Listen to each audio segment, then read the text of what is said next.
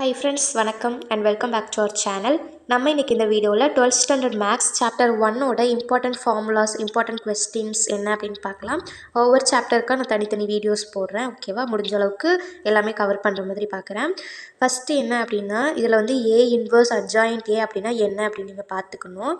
2 rows 2 columns இருக்கிறதுக்கு, 3 rows 3 columns இருக்கிறதுக்கு எப்படி அப்படின்னு பார்த்துக்கோங்க. ஃபஸ்ட்டு வந்து A into adjoint is equal to adjoint A into A is equal to determinant A into ஐ.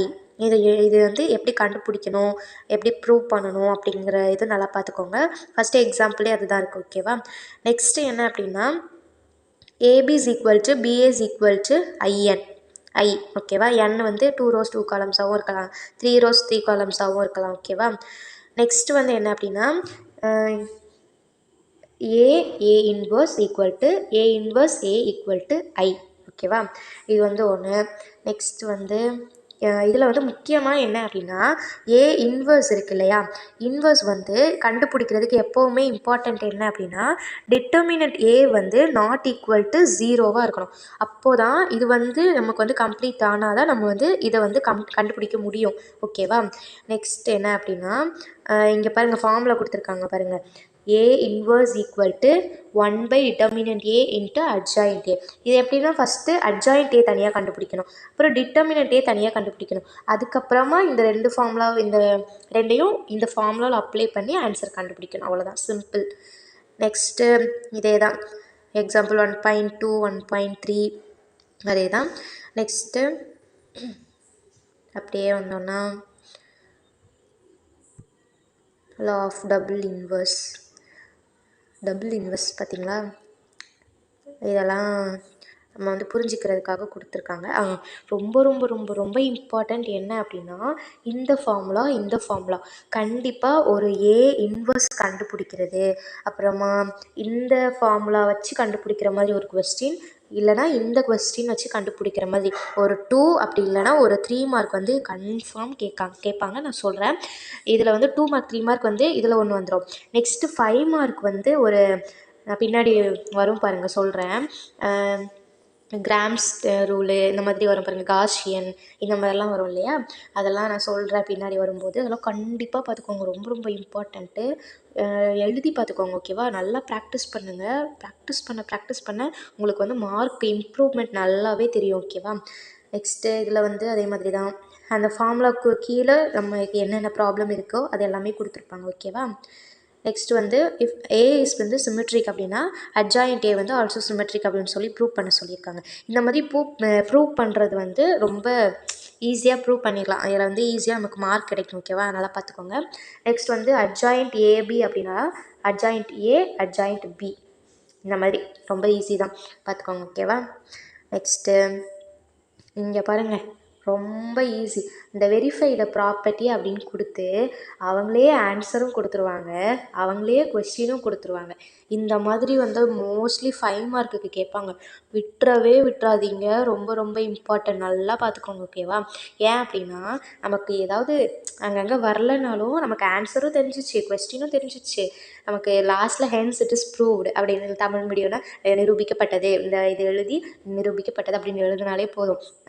எப்படியாவது ஆன்சர் மட்டும் வர வச்சுருங்க. ஓகேவா, நீங்கள் அது எழுதுனதுக்காவது ஒரு தப்பாக இடையில வந்து மிஸ்டேக்ஸ் இருந்தாலும் எப்படியாவது இந்த ஆன்சர் வந்து கொண்டு வர வச்சு நீங்கள் ஹென்ஸ் இட் இஸ் ப்ரூவ்ட் அப்படின்னு போட்டுருங்க. ஓகேவா, இது வந்து நான் டாப்பர்ஸ்க்கு சொல்லலை, ரொம்ப அட்டென்ட் பண்ணவே எனக்கு முடியலை, ரொம்ப கஷ்டமாக இருக்குது அப்படிங்கிற லெவலில் இது வந்து யூஸ் பண்ணுங்க. ஓகேவா, நெக்ஸ்ட்டு பாருங்கள், ஏபி இன்வர்ஸ் அப்படின்னா பி இன்வர்ஸ் ஏ இன்வர்ஸ். ஓகேவா, இதுவும் அதே மாதிரி தான். அப்புறம் இதில் வந்து ஏ இன்வர்ஸ் வந்து கண்டுபிடிக்க சொல்லியிருக்காங்க. Next application of matrices to geometry, இதெல்லாம் நமக்கு தேவையில்லை. ஓகே, இதுவும் ரொம்ப இம்பார்ட்டண்ட் தான். A into A transverse equal to A transverse into A equal to I. ஓகேவா, நெக்ஸ்ட் வந்து ஏ இன்வர்ஸும் ஏ டிரான்ஸ்வர்ஸும் ஈக்குவல் தான். ஓகே, நெக்ஸ்ட்டு ஏ இன்வர்ஸ் கண்டுபிடிக்கிறதெல்லாம் நல்லாவே பார்த்துக்கோங்க. கண்டிப்பாக நான் சொன்னால 2 மார்க் இல்லைனா அப்படி 3 மார்க்கில் வந்து கேட்க சான்ஸ் இருக்குது. இப்போ தான் எக்ஸசைஸ் வருது நமக்கு.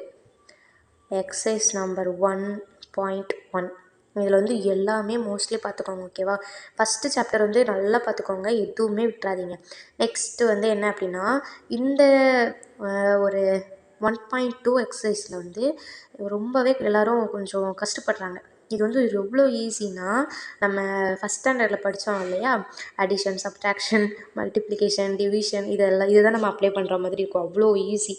ஏன் அப்படின்னா, நம்ம வந்து லாஸ்ட்டில் இங்கே வந்து இந்த ஜீரோவை கொண்டு வர்றதுக்கு நம்ம இவ்வளோ ஸ்டெப்ஸ் பண்ணுவோம். இது வந்து ரொம்ப கன்ஃபியூஸ் ஆன மாதிரியே இருக்கும். இந்த ஃபஸ்ட்டு வந்து ரோ 1, இது ரோ 2, இது ரோ 3 அப்படின்னு வைப்போம். அதுதான் இங்கே நமக்கு வந்து எழுதும்போது ரொம்ப ஐயோ இது என்னடா அப்படிங்கிற மாதிரி இருக்கும். அப்போல்லாம் ஒன்றுமே நினைக்காதீங்க, ரொம்ப ஈஸி தான். எப்படி இங்கே ஏதாவது ஒரு அடிஷன் பண்ணுறோமோ, இல்லைனா சப்ட்ராக்ஷன் பண்ணுறோமோ, இல்லைனா டிவிஷன் பண்ணுறோமோ, மல்டிப்ளிகேஷன் பண்ணுறோமோ, எப்படியாவது பண்ணி இங்கே வந்து ஜீரோ வர வைக்கணும். அவ்வளோதான், சிம்பிள். இந்த கொஸ்டினும் வந்தால் விட்டுறாதீங்க, ஓகேவா? நெக்ஸ்ட் வந்து ரேங்க் வந்து எப்படி டினோட் பண்ணுவோம் அப்படின்னா, row of A. Okay, row of A is equal to அப்படின்னு போட்டு எவ்வளோ அப்படின்னு சொல்லி நீங்கள் சொல்லணும். இதெல்லாம் உங்களுக்கு நல்லாவே தெரியும்னு நினைக்கிறேன். 1 இயர் நீங்கள் நிறைய எக்ஸாம்பிள்ஸ் எழுதியிருக்கீங்க, அதனால் உங்களுக்கு நல்லாவே தெரியும். நெக்ஸ்ட்டு அப்படியே வந்தோன்னா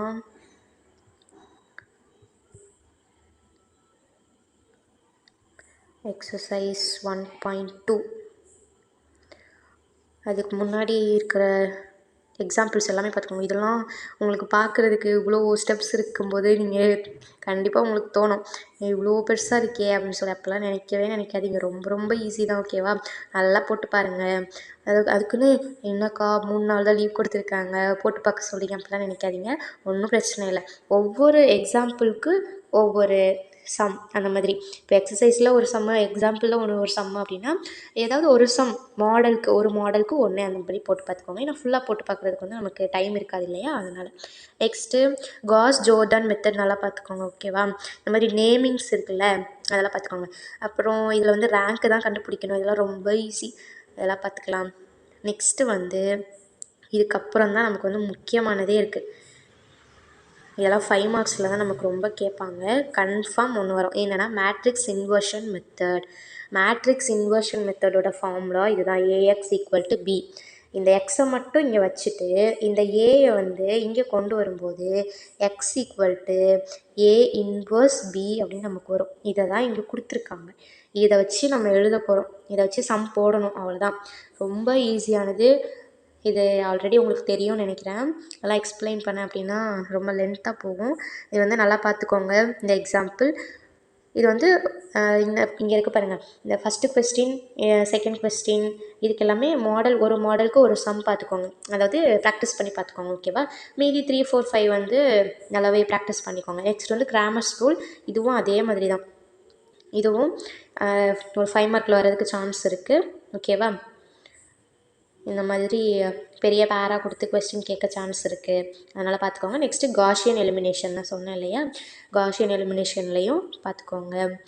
இதுவும் ரொம்ப ரொம்ப ஈஸி. எல்லாமே XYZோட வேல்யூஸ் என்ன அப்படின்னு தான் பார்க்க போகிறோம். நெக்ஸ்ட் அப்ளிகேஷன் ஆஃப் மேட்ரிசஸ் நான் ஹோமோஜினியஸ் லீனியர் ஈக்குவேஷன், எக்ஸாம்பிள் 1.29, இதை பார்த்துக்கோங்க. நான் படிக்கும்போது இதெல்லாம் டெலிட்டட் போர்ஷன், 1.5ஓட தான் முடிஞ்சிடும்.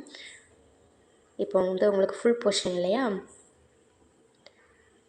எக்ஸசைஸ் 1.6 இங்கே பாருங்கள், இங்கே வந்து systems of equation by rank மெத்தட்னு எவ்வளோ 4 கொடுத்துருக்காங்க இல்லையா. 4 நம்ம போட்டு பார்த்தோம் அப்படின்னா நமக்கு வந்து ரொம்ப டைம் எடுக்கும், டக்குன்னு முடிக்கணும் இல்லையா. அதனால் ஒரு கொஸ்டின் மட்டும் பார்த்துக்கோங்க, ஓகே? இதிலலாம் மோஸ்ட்லி அவ்வளோவா ஃபார்முலாஸ் இல்லை, இம்பார்ட்டண்ட்டானது. இந்த ரோஸ்லாம் நல்லா பார்த்துக்கோங்க, ரோஸ் காலம்ஸ் வந்து எப்படி ஜீரோ ஆக்கணும் அப்படின்னு சொல்லி, ஓகேவா? ஏன்னா அது வந்து ரொம்ப ஈஸி. இதிலலாம் நமக்கு வந்து மார்க் வந்து நல்லா கிடைக்கும், அதனால் அதை விட்டுறாதீங்க. நெக்ஸ்ட் வந்து லாஸ்ட் வந்து 1.8. இந்த 1 வேர்ட்ஸ் வந்து பார்க்குறதுக்காகவே தனியாக ஒரு ஹாஃப் டே ஒதுக்கிடுங்க, ஓகேவா? ஏன்னா அவ்வளோ 1 வேர்ட்ஸ் இருக்குது. இது வந்து கண்டிப்பாக நீங்கள் எப்படி ஏதாவது க்ளூ அப்படி மாதிரி வச்சு படிங்க, அது வந்து ரொம்ப ஈஸியாக இருக்கும் உங்களுக்கு. டைம் வந்து வேஸ்ட் ஆகாமல் நம்ம க்ளூ வச்சு படித்தோம் அப்படின்னா டக்குன்னு நம்ம எழுதிட்டு போயிடலாம். இப்போ வந்து நம்ம இதுக்கு ஆன்சர் எழுதணும் அப்படின்னா நம்ம ஃபுல்லாக இப்போ இங்கே பாருங்களேன், இங்கே வந்து ஏ கொடுத்துருக்காங்க. அப்போ அட்ஜாயிண்ட் இன்ட்டு அட்ஜாயிண்ட் ஏ வந்து நம்ம கண்டுபிடிக்கணும் அப்படின்னா ஃபஸ்ட் நம்ம அட்ஜாயிண்ட் ஏ கண்டுபிடிக்கணும். அந்த அட்ஜாயிண்ட்டுக்கு மறுபடியும் அட்ஜாயிண்ட் கண்டுபிடிக்கணும். இப்போ டைம் லேட் ஆகும். நமக்கு வந்து 5 மார்க் 2 மார்க் 3 மார்க்லாம் எழுதுறதுக்கு டைம் இருக்காது. அப்போ நம்ம வந்து என்ன பண்ணுவோம் அப்படின்னா இதெல்லாம் நமக்கு வந்து எக்ஸசைஸில் பண்ணதுனால ஆல்ரெடி நமக்கு தெரியும் இல்லையா? அதனால் இங்கே வந்து மொத்தம் 25 கொஸ்டின்ஸ் இருக்கா. இந்த 25க்கும் ஒரு ஷார்ட்கட் மெத்தட் வச்சு இப்படி வந்துச்சு அப்படின்னா நம்பர்ஸ் வந்து திடீர்னு மாற்றி கொடுக்கலாம். அந்த நம்பர்ஸ் வச்சே இந்த நம்பர்ஸை வச்சே நீங்கள் இங்கே வந்து உள்ள இதுக்கு ஆன்சர் என்ன அப்படின்னு நம்ம வந்து ஆன்சர் எழுதுகிற மாதிரி அப்படி க்ளூ வச்சுக்கணும். அப்போ தான் நமக்கு வந்து கரெக்டாக எழுத முடியும். இதே மாதிரி வேறு நம்பர்ஸ் கொடுத்தாங்க அப்படின்னா அந்த டைமில் நம்ம இது வந்து போட்டு பார்க்கலாம். ஓகேவா? ஏன்னா அப்போ வந்து நமக்கு டைம் சேவ் ஆகும். நம்ம வந்து க்ளூ வச்சு படித்தோம் அப்படின்னா அதனால் அந்த மாதிரி படிச்சுக்கோங்க. இதுக்குன்னு தனியாக டைம் ஒதுக்கி நல்லா ஃபோக்கஸ் பண்ணி பாருங்கள். ஓகேவா? அவ்வளோதான். ஃபஸ்ட்டு சாப்டரில் இதுதான் இம்பார்ட்டண்ட். நெக்ஸ்ட்டு வந்து இது மாதிரி அடுத்தடுத்து என்ன சாப்டர்ஸில் வந்து இதெல்லாம் இம்பார்ட்டண்ட்டாக இருக்குது அப்படின்னு சொல்லி நான் சொல்கிறேன். ஓகேவா? இதோட இந்த வீடியோ முடிச்சுக்கலாம். இந்த வீடியோ உங்களுக்கு பிடிச்சிருந்ததுன்னா லைக் பண்ணுங்கள், ஷேர் பண்ணுங்கள், கமெண்ட் பண்ணுங்கள். சப்ஸ்கிரைப் பண்ணி பக்கத்தில் இருக்கிற பெல் ஐக்கானை கிளிக் பண்ணிக்கோங்க. தேங்க்யூ ஃபார் வாட்சிங்.